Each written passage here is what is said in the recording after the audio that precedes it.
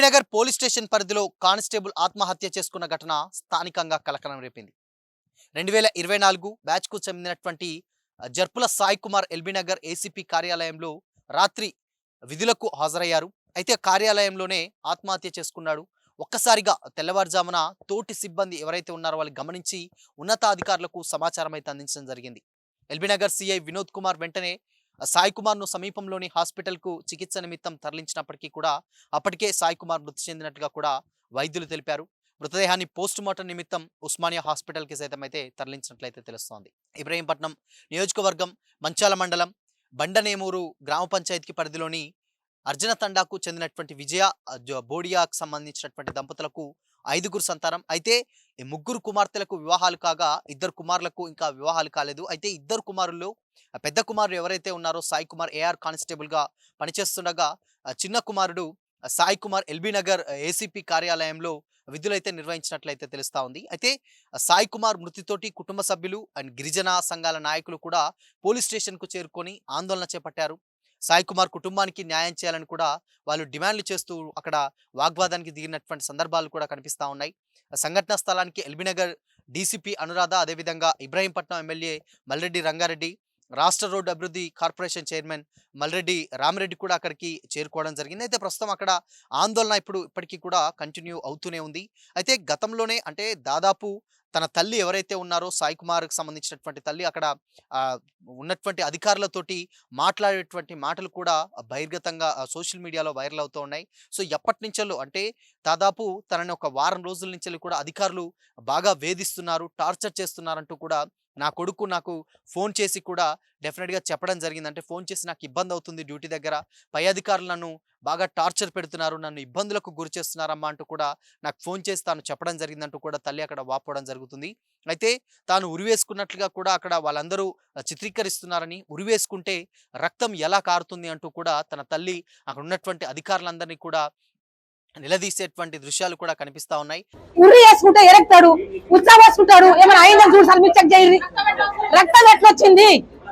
అప్పుడు ఇప్పుడున్నటువంటి స్థానికంగా అక్కడ ఉన్నటువంటి ఎవరైతే సిఐ ఎవరైతే ఉంటారో సిఐ మీద మాకు అనుమానం ఉంది, వాళ్ళే ఉన్నతాధికారులే హత్య చేసి దీన్ని ఆత్మహత్యగా పరిగణించి దీన్ని ఆత్మహత్యగా చిత్రీకరిస్తున్నారంటూ కూడా అక్కడ తన తల్లి అయితే వాపోతున్నట్లయితే తెలుస్తుంది. ఒక్కసారిగా అక్కడ ఉన్నటువంటి ప్రాంతం మొత్తం ఉద్రిక్తమైనటువంటి పరిస్థితులు అయితే నెలకొంది.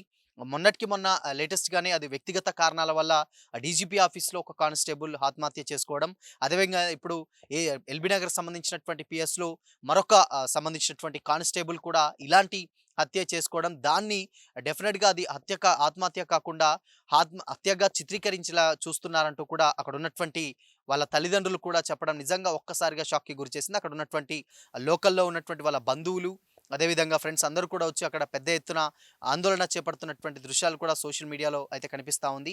సో మేజర్గా అక్కడ తనకు వ్యక్తిగతంగా కానీ లేదంటే కుటుంబ పరంగా కానీ ఎలాంటి కలహాలు కానీ ఎలాంటి సమస్యలు కూడా లేవు.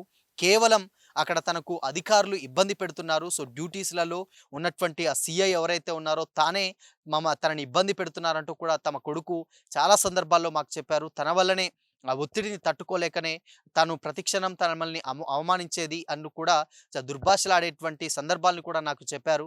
అందుకోసమనే నా కొడుకు ఇలాంటి ఒక అఘాయిత్యానికి పాల్పడడం, లేదంటే తానే హత్య చేసి ఏదైనా ఉన్నటువంటి అధికారులే హత్య చేసి కొడుకుని ఆత్మహత్యగా చిత్రీకరిస్తున్నారు అంటూ కూడా తన తల్లి అయితే చెప్పడం జరుగుతుంది. బట్ ఏదేమైనప్పటికీ కూడా దీనికి సంబంధించినటువంటి పూర్తి వివరాలు అయితే ఇంకా తెలియాల్సి ఉంది. బాడీని అంటే దాదాపు కుటుంబ సభ్యుల డిమాండ్ ఏంటంటే అంటే ఆత్మహత్య చేసుకున్నప్పుడు తాము వచ్చేంత వరకు ఉంచాలి, కానీ అట్లీస్ట్ చనిపోయినప్పుడు ఉంచాలి, కానీ మాకు తెలియకుండానే ఆ పోస్ట్ మార్టంకి పంపించారు. ఇదేదో మాకు డౌట్గానే ఉంది, అంటే అక్కడ ఏదో జరగనానిది జరిగింది. సో అందుకోసమనే పోలీసులు దీని అంతటినీ కప్పిపుచ్చడానికే ఇలాంటి ఒక ధోరణి అవలంబిస్తున్నారంటూ కూడా అక్కడ ఉన్నటువంటి బంధువులు ఎవరైతే ఉన్నారో వాళ్ళు ఆరోపించడం అయితే జరుగుతుంది. ఏదైనప్పటికీ అంటే ముందుగానే హాస్పిటల్ ట్రీట్మెంట్ జరుగుతున్నప్పుడు మధ్యలో చనిపోతే ఒకళ్ళు అలానే ఉంచాలి, కానీ మాకు తెలియకుండానే మాకు జస్ట్ ఒక ఇన్ఫర్మేషన్ ఇచ్చి మాత్రమే వెంటనే పోస్ట్ మార్టంకి ఎలా తరలిస్తారు అంటూ కూడా అక్కడ ఉన్నటువంటి బంధువులందరూ కూడా పెద్ద ఎత్తున ఆందోళన చేపట్టడం అయితే అయితే జరుగుతుంది. అయితే దీని మీద నిజంగానే అక్కడ ఉన్నటువంటి అధికారులతోటి తనకేమన్నా సమస్యలున్నాయా? లేదంటే నిజంగానే వాళ్ళని ఇబ్బంది పెట్టారా?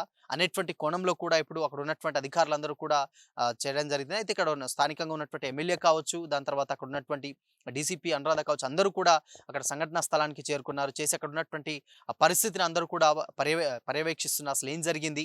పరిశీలిస్తున్నారు. ఏమన్నా నిజంగానే ఏమన్నా వాగ్వాదం ఏమన్నా జరిగిందా? లేదంటే గొడవ లాంటిది ఏమన్నా జరిగిందా? అనేటివన్నిటి మీద కూడా వాళ్ళు చెప్పడం అయితే జరుగుతా ఉంది. సో చూడాలి. అంటే దీని మీద ఇన్ కేస్ ఇప్పటివరకు ఉన్నటువంటి క్లారిటీ అది హత్యే. కానీ వీళ్ళు ఉన్నటువంటి అధికారులు హత్య చేసి ఆత్మహత్యగా చూపిస్తున్నారంటూ కూడా ఉన్నటువంటి బాధితులు ఎవరైతే ఉన్నారో వాళ్ళు అంటా ఉన్నారు. సో దీని మీద మాత్రం ఇంకా పూర్తి క్లారిటీ తెలియాల్సి ఉంది. అయ్యో నా కొడుకుని చంపేసిండు. నా కొడుకు సిన్నేజ్ కొడుకు, నా బంగారం కొడుకు, నాతో మాట్లాడి నా కొడుకు. అయ్యో నా కొడుకు, నా కొడుకు బంగారం. అయ్యో నా తండ్రి, నా బంగారం, నా కొడుకు, నా కొడుకు. అయ్యో వాళ్ళకొక మంచి మాట్లాడి. అయ్యో వాళ్ళే చంపేసిండు. వాళ్ళే ఊరు వేసిర్రు. మేము వచ్చే వరకు ఊసుకొని తీసుకెళ్ళిర్రు. ఇది ఏం చూస్తాం? ఇది చెప్పింది. అయ్యో కానిస్టేబుల్ చంపించింది నా కొడుకుని.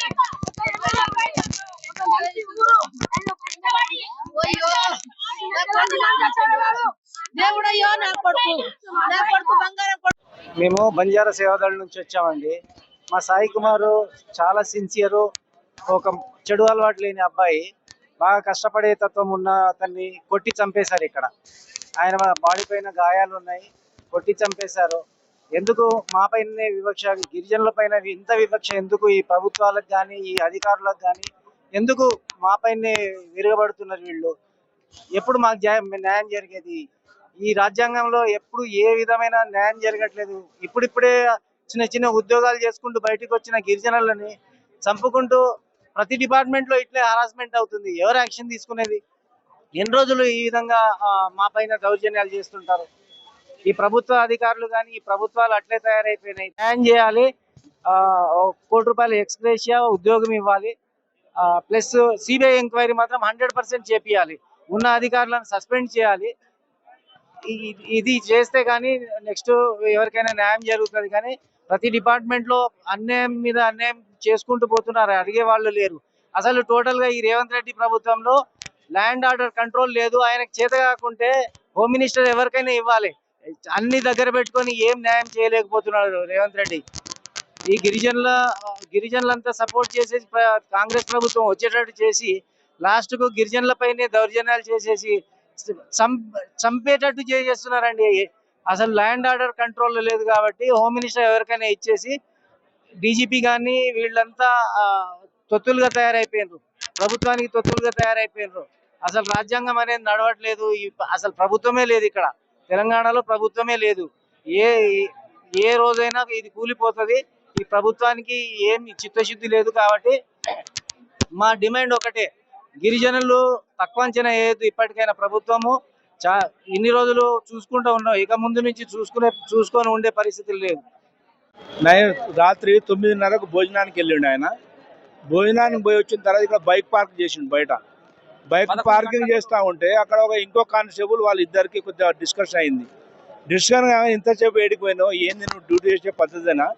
కుటుంబానికి ఒక న్యాయం జరగాలి, వాళ్ళ కుటుంబానికి ఒక ఉద్యోగము, తర్వాత తగినటువంటి ఆధారాలు చూపించాలి వాళ్ళకు.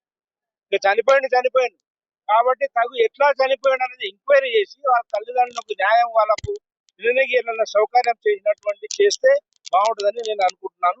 ఆ ప్రకారంగా చేస్తే మీ టీవీ వాళ్ళకు కూడా న్యాయంగా చేయాలని నేను రిక్వెస్ట్ చేస్తున్నాను సార్.